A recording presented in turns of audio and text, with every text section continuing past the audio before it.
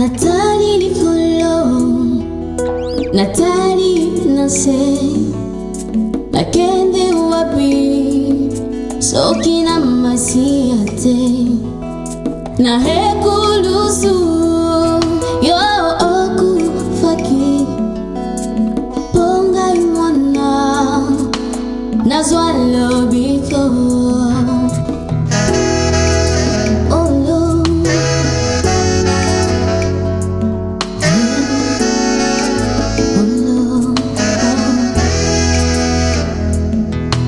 Na hekulusu yo okufaki ponga imwana nazwa lobiko heli heli heli yo olelaki oyo nzambe. Voilà donc très chers amis téléspectateurs, merci de nous avoir choisis et grande donc notre joie de pouvoir vous retrouver comme ça pour le compte de cette émission L'Apôtre Parle. L'Apôtre Parle, une émission chrétienne où nous recevons les hommes de Dieu pour nous parler bien sûr de tout ce qui se passe dans l'église. Parce que nous sommes l'église, nous sommes une communauté. Voilà pourquoi nous recevons en ce jour, je voulais dire, le pasteur Padoum Petit Motonanzame. Mais je ne serai pas tout seul, donc je serai accompagné de celle qu'on appelle Farlène Mbumba, à qui je m'en vais déjà dire bonjour Farlène. Bonjour Smart, ça va? Oui, ça va, merci. Ça va très bien par la grâce de Dieu. Voilà. Donc, comme je l'ai dit, je ne serai pas tout seul. Vous avez compris que je serai accompagné de celle qu'on appelle Farlène Mbumba. Et nous recevons le pasteur Padoum Petit Ilunga, pardon. Avec lui, nous allons devoir avoir son avis et nous donner, en tout cas, un thème par rapport à cette émission. Bonjour, pasteur Padoum. Bonjour, papa Smart. Voilà, c'est un plaisir de vous recevoir, pasteur Padou, et nous nous sommes dit pourquoi pas venir voir le pasteur, comme nous dit l'intitulé de l'émission, l'apôtre parle, et nous voulons que vous puissiez parler. Et de quoi s'agit-il aujourd'hui, pasteur Padou? Merci bien-aimé. D'abord, je vous remercie pour cette belle émission, l'apôtre parle. C'est une émission chrétienne auquel nous allons parler au peuple de Dieu. Et je bénis encore le Seigneur pour cette grâce qu'il nous accorde. Aujourd'hui, nous allons partager avec nos bien-aimés un thème qui est très important, un thème que nous allons tirer du livre de Jean 2, et à partir de son verset 13e, là nous allons parler de là que je vous avais dit, ne faites pas de la maison de mon Père une maison de marché. C'est ce passage que nous allons partager aujourd'hui avec nos bien-aimés dans le Seigneur. Voilà, merci beaucoup. Comme l'a si bien dit le pasteur Padoum Petit, nous vous rappelons, très chers amis, dans cette émission où nous disons l'apôtre parle, nous laissons donc au pasteur, à l'apôtre de pouvoir nous parler. Et il a choisi un thème aujourd'hui. On va parler donc d'un passage biblique où on nous dit ne faites pas de la maison de mon Père une maison de marché. Et pasteur Padoum Petit, d'entrée de jeu, la première question, j'aimerais savoir... Pouvez-vous nous parler un tout petit peu de ces concepts, donc de ce passage biblique, ne faites pas de la maison de mon Père une maison de marché? Merci, je vais prendre ma Bible. Je vais ouvrir ma Bible dans les livres de Jean. Qu'est-ce qui s'est passé ici dans les livres de Jean? Vous savez, dans l'ancien temps, et à chaque fois que la Pâque s'approchait, tout peuple d'Israël, donc tout juif, partout où il était dans le monde, il devait rentrer à Jérusalem pour passer la Pâque au temple. Ici, c'est une belle histoire que mes bien-aimés qui me suivent ont déjà suivie. C'est l'histoire quand Jésus voulait vraiment aller célébrer la Pâque au temple. C'est dans Jean 2, et je commence le 13e verset. Je vais lire et puis expliquer au peuple de Dieu. La Pâque juive était proche et Jésus monta à Jérusalem. Il trouva dans le temple les vendeurs de bœufs, des brebis et des pigeons et les changèrent assis. Et il fit un fouet avec des cordes. Il les chassa tous du temple, ainsi que les brebis et les bœufs. Il dispersa la monnaie des changeurs et renversa le temple. Et il dit aux vendeurs de pigeons, ôtez cela d'ici. Ne faites pas de la maison de mon père une maison de marché, une maison de trafic. Amen. Et cela veut dire quoi? Je vais un peu expliquer au peuple de Dieu qui me suivent maintenant. Vous savez, ici, dans ce concept, je dis, ne faites pas de la maison de mon père une maison de marché. Quand on voit le marché c'est un lieu où on effectue des échanges commerciaux. C'est-à-dire quoi? Déjà, quand je réfère un peu aux documents de commerce, on dit, là où se passent des échanges commerciaux, c'est un marché. Alors, les gens qui font le marché tous les jours, c'est-à-dire il y a les vendeurs, les changeurs, c'est-à-dire ils sont en train de poser des actes qui sont des actes commerciaux. Et dans notre législation, on dit e-commerçant, c'est celui qui pose des actes réputés commerciaux par la loi à titre de profession. Ici, la profession qui devait être effectuée dans le temple n'était pas le commerce. Les gens qui doivent venir au temple, quand Jésus a fait cela, et ses disciples ont vite compris qu'au temple, il est écrit ici dans le verset 17, « Les ailes de ta maison me dévorent ». Que le temple de Dieu n'est pas un lieu où on doit faire des échanges commerciaux, où on doit faire les commerces. Le temple de Dieu, ce n'est pas un lieu où les gens doivent venir faire leurs échanges. C'est un lieu où on doit venir prier. Mais ce jour-là, quand Jésus entra, il va trouver des gens, au lieu d'enseigner, au lieu de prier, ils étaient en train de faire le commerce. Il les a chassés du temple. C'est sur ce concept de commerce dans les temples que nous allons continuer à expliquer au peuple de Dieu. Voilà, je pense que c'est bien expliqué. Le passage d'ailleurs, on l'a lu. Mais j'aimerais poser encore une autre question, Pasteur Padou. En parlant du commerce dans le temple, je me dis, si jamais on vendait des articles qui parlent de Dieu, par exemple des bracelets où on dit Jésus est roi, on va dire des t-shirts où on dit en RDC il n'y a que Jésus, Dieu, le Congo doit servir Dieu. De tels messages à travers ces articles de vente ne peuvent pas apporter aussi quelque chose dans l'esprit des enfants de Dieu? Ben non, moi je ne fais que se référer à la parole de Dieu. Il est écrit dans Matthieu 21, partie verset 13. Ma maison sera appelée maison de prière. Tu sais pourquoi Jésus a chassé tous ces gens? Et les mêmes pratiques qui se passaient au temps de Jésus dans les temples, c'est ce qui se passe aujourd'hui. C'est pourquoi je voulais éclaircir un peu les enfants de Dieu. Toutes ces pratiques de vendre les bracelets, les histoires, et dans les temples, dans l'église, ce sont des choses qui sont interdites. Parce que dans le temple de Dieu, nous ne pouvons que célébrer le nom de Jésus seul. Parce que sa maison est appelée maison de prière. Donc, les buts pour lesquels nous venons au temple, c'est rendre gloire à Dieu. Et il est inconcevable de voir ce qui se passe aujourd'hui. Les gens venir vendre ces histoires, faire des ristournes dans les temples. Ce sont des choses qui attirent la colère de Dieu. C'est pourquoi Jésus avait fait un fouet. Il a renversé toutes ces choses. Parce qu'il y a des pratiques qu'on ne peut pas trouver dans l'église de Dieu. Amen. Je pense que ceux-là qui nous suivent comprennent quelque chose. Je m'en vais donc du côté de ma consoeur Farlène Mumba, qui a aussi de préoccupations. Farlène? Merci Smart. Effectivement, j'ai quelques questions à poser au pasteur. Et la première est celle-ci. Pasteur, comment repérer ces comportements à l'église? Merci, je suis trop fier pour cette question. Et comment détecter ces choses? On les voit aujourd'hui. Il y a certaines personnes qui font des syllabis, qui font des bracelets, qui font des choses qui sont interdites. Jésus l'interdit ici. Ils les vendent aux chrétiens. Et les chrétiens achètent ces choses par manque de connaissances. Aujourd'hui, au travers de cette émission, nous voulons éveiller un peu la conscience du chrétien en leur disant, Jésus a dit ici dans Matthieu que ma maison sera appelée maison de prière. Bon, c'est une façon de faire aussi l'idolâtrie en achetant ces bracelets. C'est la même chose avec ce qu'on appelait des chapelets et tout. C'est une autre forme à laquelle ils ont introduit à l'Église de Dieu de vendre. C'est anormal. J'ai interdit alors au travers de cette émission aux enfants de Dieu d'acheter ces choses. Ce n'est pas normal. À l'Église de Dieu, on ne peut pas faire le commerce.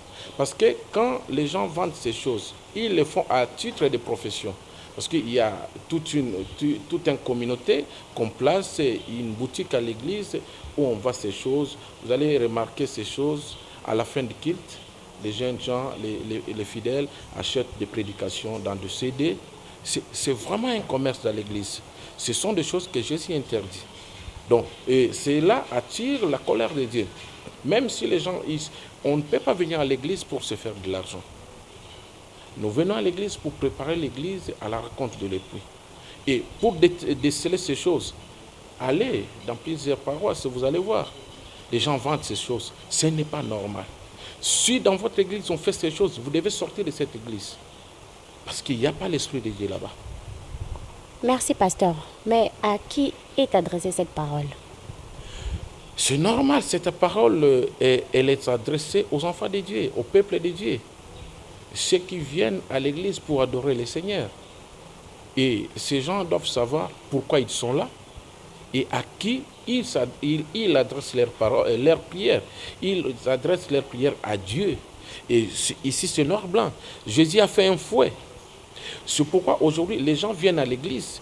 Il n'y a pas la puissance, il n'y a pas de choses. Ils attendent gagner quelque chose de la part de Dieu, être bénis, être délivrés. Ils ne sont pas délivrés parce que ce n'est pas les buts par lesquels ils viennent. Ils viennent alors, ils se font des serviteurs de leur ventre. Ils vendent des histoires. C'est normal. Quand vous faites ces choses, vous sortez des prédications, vous sortez des histoires, donnez-les gratuitement. Vous ne devez pas le vendre. Quand vous le vendez à titre de profession, c'est déjà, vous faites le commerce. D'abord, même sur le plan juridique de notre nation, vous trompez l'État congolais. Parce que l'Église a une forme d'INASBEL, une association syndicale. L'Église vit des legs, des cotisations, des offrandes et des dîmes. Quand déjà l'Église commence à faire ce commerce, ils achètent des bus, ils font des transports en commun. Ils ont oublié les objectifs de l'Église. Et ce sont des choses qui attirent la colère de Dieu. Et c'est pourquoi aujourd'hui dans nos églises, les gens s'entretuent. Il y a du poison à l'Église parce qu'ils cherchent quoi? Si nous cherchons le royaume des cieux, pourquoi tuerais l'ami?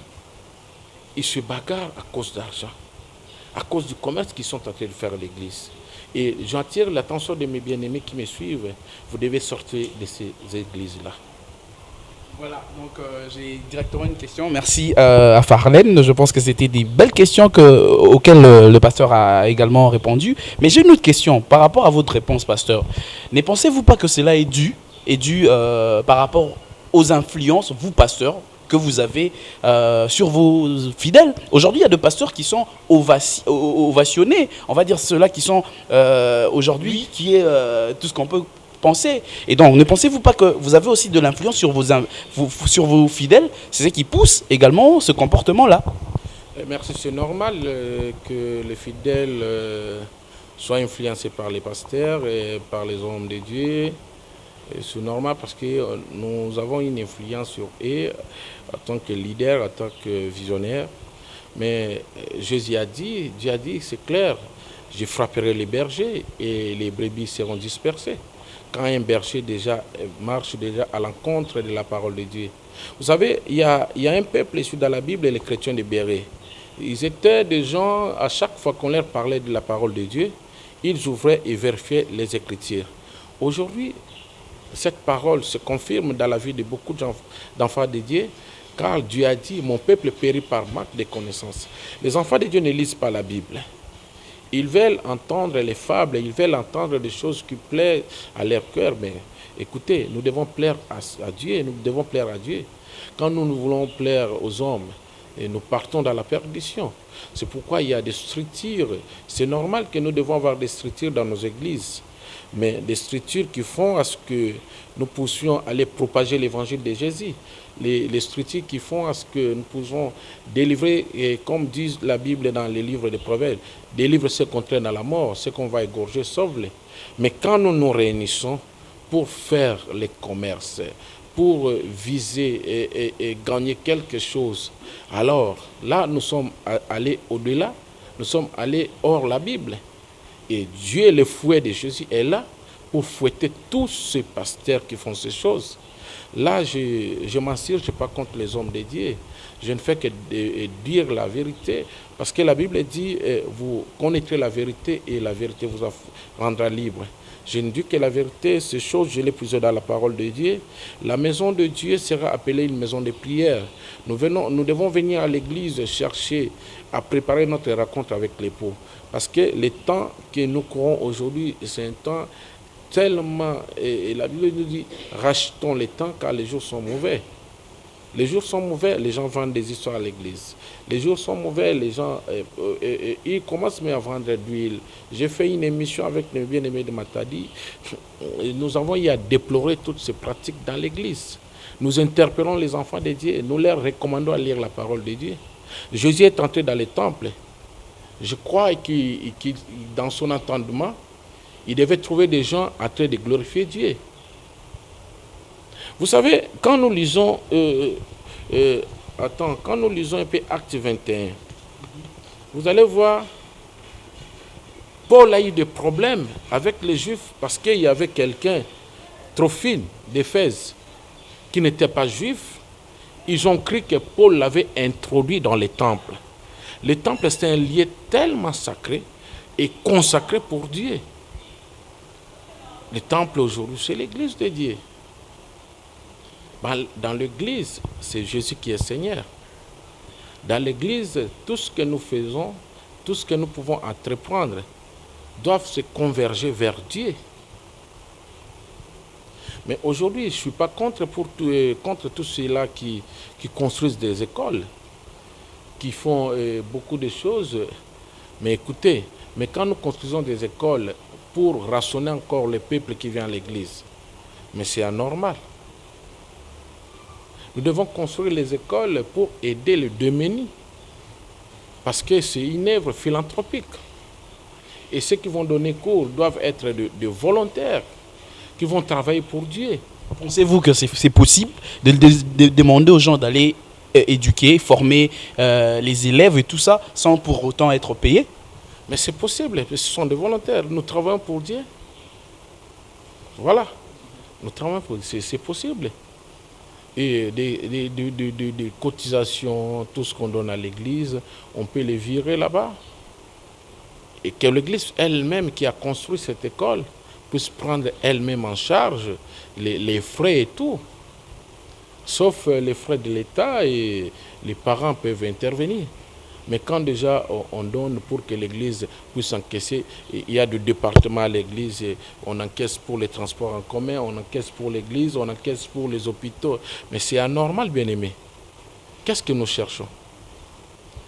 Vous savez, vous oubliez que l'argent, les maisons, tout ce que nous avons sur terre vont rester. Seule la parole de Dieu ne partira pas. Nous tous, les hommes, nous allons passer. Vous savez, quand la Bible dit « Jeune homme, résultat de ta jeunesse, sache tout ce que tu poses comme acte. Demain, le Seigneur t'en demandera. Qu'est-ce que tu avais fait du talent que je t'avais donné? Qu'est-ce que tu as fait?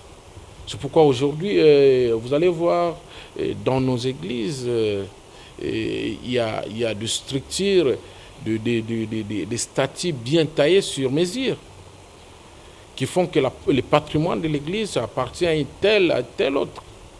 Non, ce sont des biens communautaires. Aujourd'hui, si moi je meurs, et c'est la communauté qui va rester. Il y a des structures bien organisées qui vont prendre les relèves sous bien la dispensation de l'Esprit de Dieu. Mais quand nous faisons ces choses pour enrichir nos poches, mais c'est malheureux. Dieu va frapper. Et j'annonce déjà au peuple de Dieu, le temps est venu, nous devons revenir vers Dieu. Voilà, l'année passée, quand j'étais en train de prier, Dieu m'avait dit une chose. je vais dire au peuple de Dieu qui me suivent en ce moment que nous traversons une année d'évangélisation, une année à laquelle Dieu veut que nous revenions vers lui, que nous faisons l'œuvre de l'évangéliste, gagner les âmes pour Dieu, annoncer la parole. Vous savez, il y a l'influence du ténèbre qui a pris la place dans ce monde. Où sont les chrétiens? Aujourd'hui, les chrétiens s'entretuent à des choses qui amènent à la mort. Ils veulent avoir des titres. Les chrétiens veulent avoir des titres, ils veulent avoir des histoires. Ils ont oublié l'essentiel. L'essentiel, c'est Jésus. L'essentiel, c'est d'annoncer la parole de Dieu. Voilà, je pense que c'est d'ailleurs l'intitulé de cette émission, l'apôtre parle. Donc l'apôtre est en train de parler. Je crois que Farlène a encore une question par rapport à ces concepts. Ce passage biblique, ne faites pas de la maison de mon père une maison de marché. Une question encore au pasteur, Farlène. Bien sûr, Smart. J'ai une dernière question à vous poser, pasteur. C'est de savoir, pasteur, comment éradiquer ces comportements dans l'esprit des enfants de Dieu. Oui, vous savez, dans la présence de Dieu, il y a tout, il y a la paix, il y a la vie, et tout ce dont nous avons besoin, nous ne pouvons le trouver qu'à dans la présence de Dieu. Et c'est vraiment le vrai remède, c'est rentrer vers Jésus. Parce que lorsque Jésus a touché le fouet, c'est-à-dire, il a voulu faire revenir ces gens. Il les a chassés du temple. Or, la Bible nous dit, l'œuvre salvatrice de la croix a fait à ce que nous tous nous ayons accès au temple aujourd'hui. Vous savez, quand ces Juifs ont eu des problèmes avec Paul parce qu'il avait amené un grec dans le temple, ils supposaient cela. Et le temple avait seulement accès aux Juifs. Quand Jésus a versé le sang sur la croix, cela a fait à ce que tous nous ayons l'accès au temple. Et ce temple-là, c'est Jésus. Vous savez, je dis à l'Église à un moment que nous sommes en train de construire des constructions anarchiques dans nos vies. Parce que notre corps est le temple de l'Esprit de Dieu. Vous savez, c'est lui dont la personne à qui Jésus est assis sur sa vie, il va poser des actes faux qui vont honorer Dieu. Et je demande seulement aux enfants de Dieu, s'ils constatent ces choses dans ces églises, ils doivent vraiment quitter ces églises. Parce que là, il n'y a pas Dieu. Là, il y a seulement les ventres de ces gens qui veulent s'enrichir derrière les dos de fidèles. Voilà, donc merci beaucoup, pasteur Padou. Mais comme nous sommes en train de chuter dans cette émission, j'aimerais vous poser une question par rapport à la vision, bien entendu, de cette année. Nous sommes aujourd'hui le 7 février 2017. C'est une nouvelle année. Et la vision, en tant qu'homme de Dieu, de cette année, pasteur Padou Petit. Oui, merci. Vous savez, cette année, par la grâce de Dieu, je n'étais pas ici au pays, j'étais un peu ailleurs. Mais avant déjà de quitter le Congo, Dieu m'avait déjà parlé pour cette année. C'est une année d'évangélisation, une année de destruction des hôtels. Et de là, quand nous ferons ces choses, nous allons vivre vraiment un impact de la victoire. Nous allons glorifier Jésus dans nos vies parce que nous accomplissons sa parole. Nous devons vraiment évangéliser, comme dit, aller faire de toutes les nations des disciples. Nous devons gagner les âmes. Comme nous sommes dans cette ville, nous devons parcourir, faire l'évangélisation dans toute la ville et faire en sorte, là je demande à tous les hommes de Dieu qui craignent Dieu de faire ces choses. Nous voulons vraiment annoncer dans toute cette ville que Jésus-Christ est Dieu.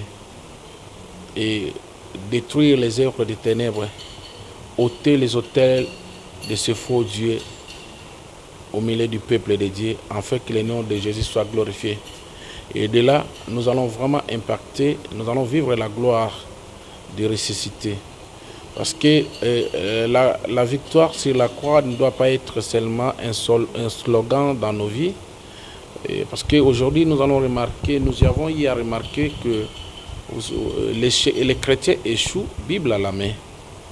Parce qu'il y a des choses que nous venons de déplorer. Là, tellement le temps est imparti, nous aurons vraiment à continuer à parler de ces concepts. Ne faites pas de la maison de mon Dieu une maison de marché, parce que c'est un vaste enseignement.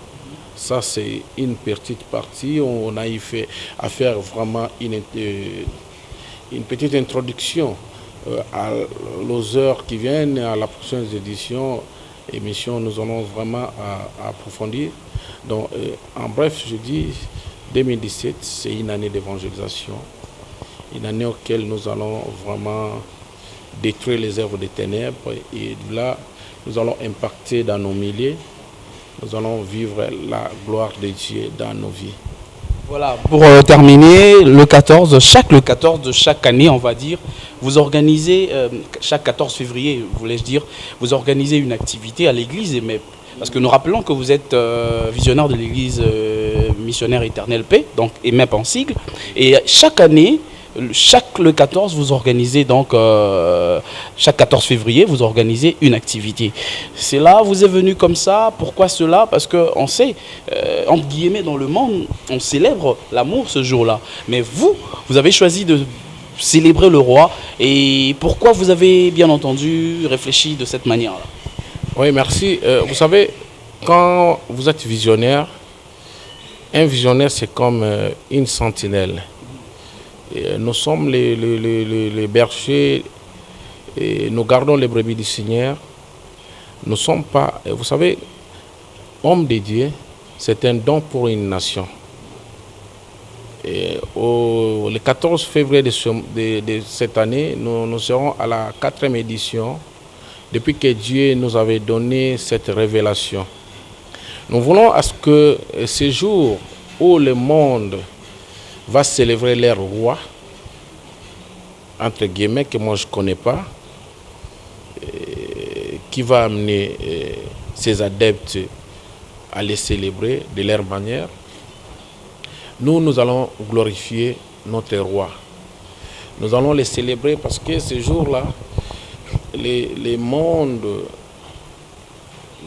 de démons, de ténèbres, va célébrer leur roi. On dit la Saint-Valentin, nous allons célébrer les rois, Jésus.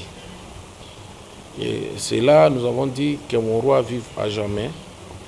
Nous allons vouloir juste rappeler aux enfants de Dieu que Jésus-Christ doit vivre éternellement. Mais nous aurons aussi à profiter de cette journée où nous allons célébrer les rois. Ça sera une grande journée d'adoration et de louange. Cette journée, nous avons l'habitude d'inviter les chantres de la ville. Nous avons déjà invité au total 8 groupes. Ils seront là, nous allons célébrer notre Dieu de 15h à minuit. Nous serons ici, c'est pourquoi je profite de l'occasion d'inviter tous les bien-aimés de Matadi. L'adresse est tellement connue, l'avenue Dr Lundingamba numéro 10, quartier Kinkanda. Nous sommes à Kinkanda. Et vous êtes les bienvenus, il y a déjà des pubs qui passent à la télé. Nous allons vraiment célébrer notre Dieu ce jour-là. Nous voulons vraiment que les enfants de Dieu ne soient pas distraits, qu'ils viennent. Et de là, nous allons profiter de partager avec la jeunesse un thème très important qui dit la jeunesse face aux réseaux sociaux. Nous allons profiter de cette journée de louange et d'adoration où notre roi vivra jamais. Nous allons prendre un temps où on va parler, on va partager avec les enfants de Dieu qui seront présents. Et d'un thème très important, la jeunesse face aux réseaux sociaux. Leur montrer quelle attitude doivent-ils prendre devant la vitesse de l'Internet. Ça sera vraiment une très bonne journée où nous invitons les hommes de Dieu, les enfants de Dieu, les chantres de la ville de Matadi. Même si tu n'as pas été invité, l'invitation cordiale est là, elle est gratuite. Venez au temple du grand roi, venez célébrer Jésus et notre Dieu sera au rendez-vous. Car il est écrit, il siège au milieu de louanges et de l'adoration de son peuple. Ce jour-là, ça sera une grande journée. Nous savons que nous vivons l'amour de Dieu chaque jour. Mais ce jour-là, nous voulons faire montrer seulement à notre Dieu que notre attention ne sera pas captée de tout ce bruit qui va se passer dans la ville. Mais nous, notre attention est vraiment captée à Dieu et à Jésus seul. Voilà, c'est bien dit. Donc l'attention sera focalisée même à Dieu. Et donc nous disons merci au pasteur Padoum Petit pour la disponibilité. Nous vous disons un grand merci, un très sincère remerciement. Et merci surtout à Farlène Mbumba également qui m'a accompagné dans cette émission. Je pense que vous aurez l'habitude de vous habituer, de l'avoir avec moi dans cette émission ou dans d'autres aussi. Et donc merci à notre ami Zorin qui a été derrière la caméra. Merci à toute l'église, l'Assemblée. Je rappelle, nous sommes dans l'église missionnaire Éternelle Paix, l'église EMEP. Là, nous saluons toutes ces personnes qui nous ont assistés. Merci à la sœur Gisèle, merci à Sarah, merci au frère Patrice, merci à l'apôtre Paco, merci, qu'est-ce que je dis, au berger Paco, et merci.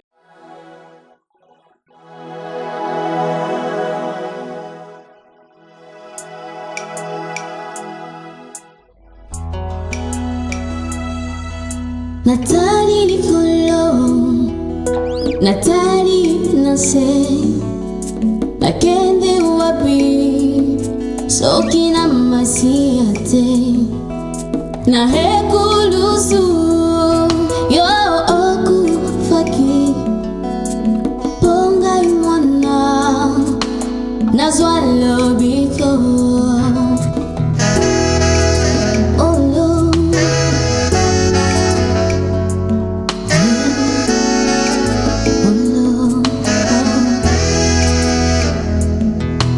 Na hekulusu, yo oku faki.